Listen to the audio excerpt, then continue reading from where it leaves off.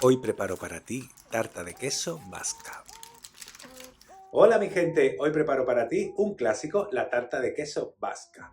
Buenísima, sencillísima, eso sí, tiene su técnica, así que atento a todos los consejos. ¡Vamos al lío!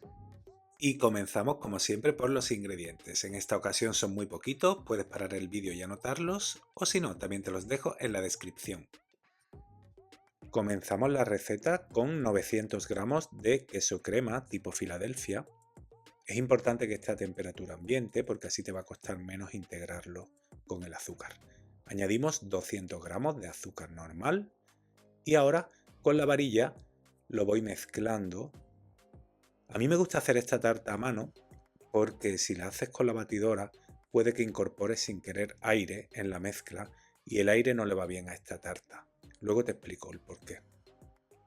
Vamos integrando hasta que veas que el azúcar se disuelve y se integra perfectamente con el queso. Y ahora es el momento de añadir los huevos. Son 5 huevos de tamaño L. Vas a ir añadiéndolos uno a uno. Echas el primero, lo mezclas y echas el siguiente. Como ves, no estoy montando, no estoy batiendo, estoy solo mezclando. Es muy importante no añadir aire a la mezcla. ¿Has visto esas tartas de queso que tienen los bordes muy altos y irregulares y luego en el centro son más bajitas? Luego cuando muerdes esos bordes están como espumosos, ¿no? Quedan como si fuera esponja o bizcocho.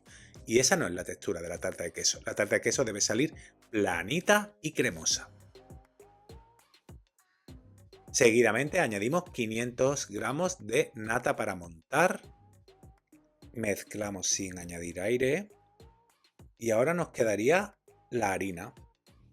Yo no utilizo harina de trigo, me gusta utilizar en esta receta maicena.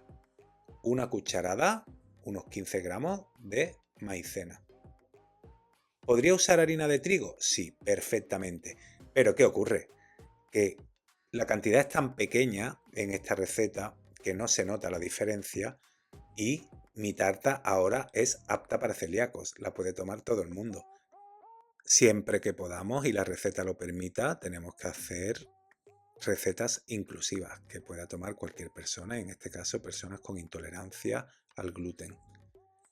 Ahora he tomado un papel de hornear, lo he metido en agua, lo dejo mojarse, después lo escurro bien y forro mi molde, que es un molde con cremallera de 24 centímetros de diámetro.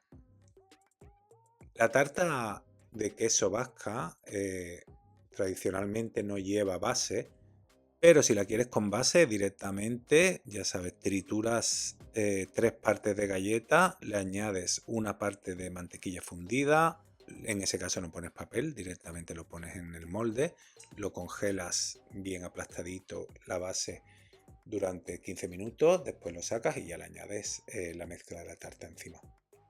Y esta tarta va al horno a 220 grados, precalentado, sin aire lo pongo yo, durante 40 minutos.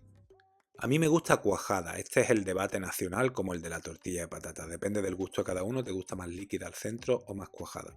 Si la quieres cuajada, 40 minutos, si la quieres un poquito menos, pues 35 más o menos. Una vez terminado el tiempo, la he dejado en el horno durante 15 minutos con la puerta abierta porque así evitamos el choque térmico y no se te agrietará la superficie.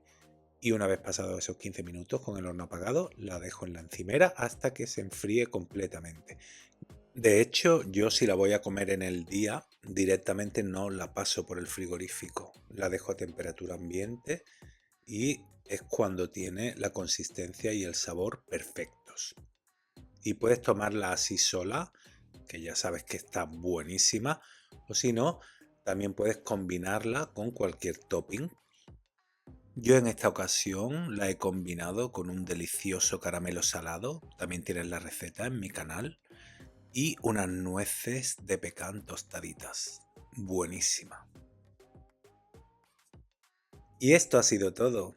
Como siempre te agradezco que hayas elegido mi receta y ya sabes, si quieres que siga subiendo cosas tan bonitas y tan ricas como esta, porfa, suscríbete a mi canal. Un besote.